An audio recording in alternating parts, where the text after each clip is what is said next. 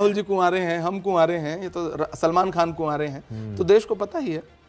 कुछ शादी का इरादा है? नहीं, अब शायर तो देखिए दिल से शायर होता है, तो इश्क मोहब्बत तो उसके दिल मेरी में रहता है। आज़ादियाँ अच्छी नहीं लग रही? कब तक रहेंगे आज़ाद? अकेले कब तक रहेंगे? रहने दीजिए। इस्तकबाल है नाज़रीन, आपसे यार मुशायरा मीडिया में सुनेंगे दोस्तों इमरान प्रतापगढ़ी के एक इंटरव्यू। उससे पहले बता दो दोस्तों, बिजनौर के मोहम्मद जुनैद सैफी ने किया कमाल, लकड़ी से बनाई बुलेट। चले पहले सुनते हैं इमरान प्रतापगढ़ी की इंटरव्यू। तो आपसे गुजारिश है वीडियो को लाइक कीजिए और चैनल को जरूर सब्सक्राइब कीजिए। मतलब हाँ, कुल 10 हम 4 भाई हैं, मुझसे और 6 बहनें। छोटे हैं सब। तो क्या करते हैं बाकी सब लोग? बड़ी जो है मुझसे वो टीचर हैं, बाकी अभी पढ़ाई कर रहे हैं। बहन 2-3 बहनों की शादियां हो चुकी हैं, मैं अभी कुंवारा हूँ।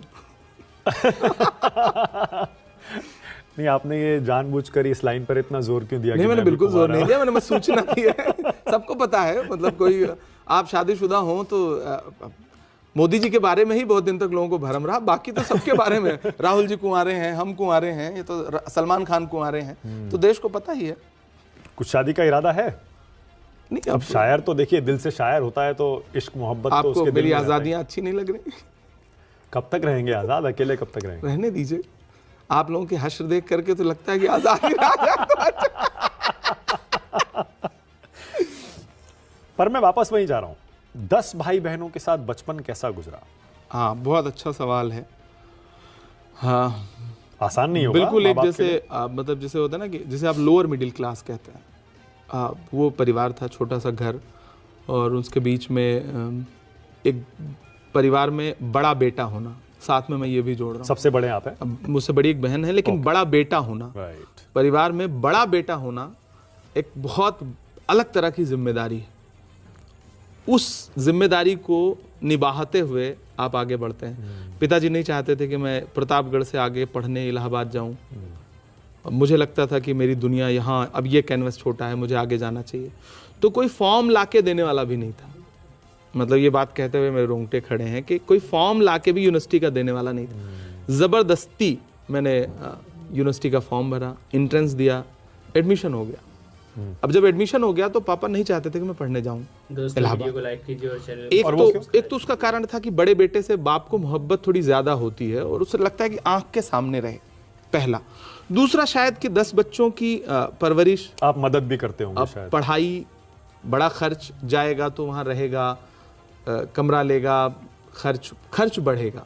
ये भी एक कारण हो सकता है, हर पिता के दिमाग में होता होगा। तो कमाना कब शुरू किया था? तो उसके बाद मैंने जिद करके मैं गया, और फिर ग्रेजुएशन का फर्स्ट ईयर, फिर उसके बाद मैंने कभी पापा से पैसे नहीं लिए। फिर मिलने लगे 500 रुपये, 400 रुपये, 200 रुपये कार्यक्रम में मिलते थे, और शॉल मिलती थी साथ में। और भेजने शुरू किए होंगे घर पैसे? तो नहीं, वो कभी मुझसे पैसे नहीं लेते थे, लेकिन मतलब ठीक है, अब तो मैं खुशी खुशी उनको जो भी दूं, पिता हैं उन्हें गर्व होता है, लेकिन वो मतलब मेरा खर्च हो जाता था। मैं माता पिता के लिए गिफ्ट ले जाता था, भाइयों के लिए, बहनों के लिए।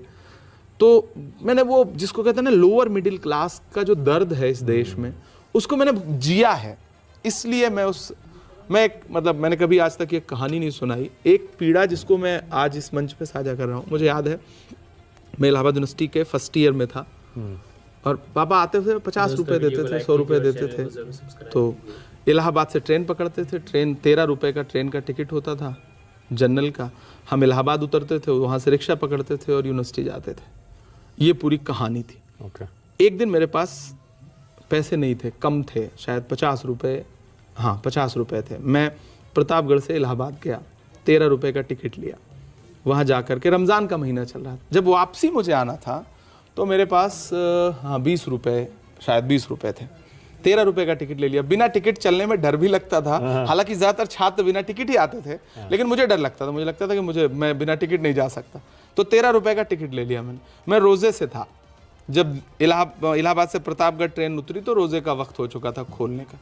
तो रेलवे स्टेशन के बाहर समोसे की एक दुकान थी, मुझे याद है, छोटा समोसा देता था।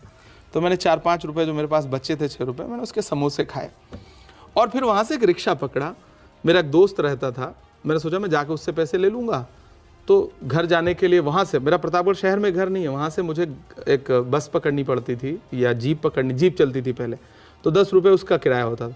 तो मैंने सोचा था दोस्त से 20 रुपये उधार लूँगा, 10 रुपये रिक्शे वाले को दूंगा, और फिर जा करके जीप पकड़ूंगा और घर चला जाऊँगा। दोस्तों, इमरान प्रताप गरी की इंटरव्यू सुनने के बाद आप अपनी राय में क्या कहना चाहते हैं वो नीचे कमेंट बॉक्स में जरूर बताएं। अनु फरमाते हैं कि मैंने रसूलुल्लाह सल्लल्लाहु अलैहि वसल्लम को इरशाद फरमाते हुए सुना, अल्लाह ताला को अपने मोमिन बंदे की तौबा पर इस शख्स से भी ज्यादा खुशी होती है जो हलाकत वाले जंगल में सवारी पर जाए, जिस पर उसका खाना पीना रखा हो और वह सवारी से उतर कर सो जाए और जब आंख खुले और देखे कि सवारी कहीं जा चुकी है तो उसको ढूंढता रहे, यहाँ तक कि जब उसे सख्त प्यास लगे तो कहीं कहे कि मैं वापस उसी जगह जाना चाहता हूँ जहाँ मैं पहले था और मैं वहाँ सो जाऊँगा यहाँ तक कि मर जाऊँगा। चुनांच वो बाजू पर सर रख कर लेट जाता है ताकि मर जाए।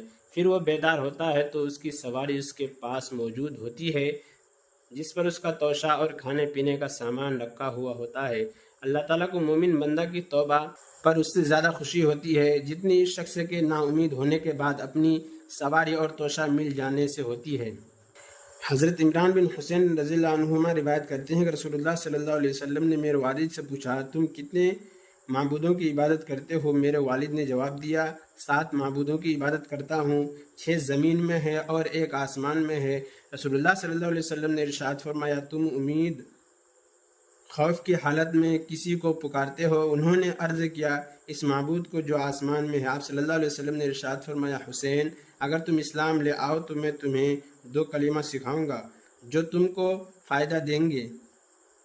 जब हज़रत हुसैन रज़ियल्लाहु अन्हु मुसलमान हो गए तो उन्होंने रसूलुल्लाह सल्लल्लाहु अलैहि वसल्लम से अर्ज़ किया, या रसूलुल्लाह आप मुझे 2 कलीमा सिखा दीजिए जिनका आपने मुझसे वादा किया था। आप सल्लल्लाहु अलैहि वसल्लम ने इरशाद फरमाया, कहो, ऐ अल्लाह मेरी भलाई मेरे दिल में डाल दीजिए, आप मुझे मेरे नफ्स के शर से बचा लीजिए। हज़रत अबू हुरैरा रज़ियल्लाहु अन्हु रसूलुल्लाह सल्लल्लाहु अलैहि वसल्लम से हदीस कुदसी में अल्लाह ताला का इरशाद नकल करते हैं, जब मैं अपने मोमिन बंदे को किसी बीमारी में मुबतला करता हूँ फिर वह अपनी इयादत करने वालों से मेरी शिकायत नहीं करता तो मैं उसे इस अपनी कैद से आज़ाद कर देता हूँ, यानी उसके गुनाह माफ़ कर देता हूँ। फिर उसे उसके गोश्त से बेहतर गोश्त देता हूँ और उसके खून से बेहतर खून देता हूँ, यानी उसको तंदुरुस्ती देता हूँ। फिर जब वो दोबारा बीमारी से उठने के बाद नए सिरे से अमल करना शुरू करता है क्योंकि पिछले तमाम गुनाह माफ़ हो चुके होते हैं।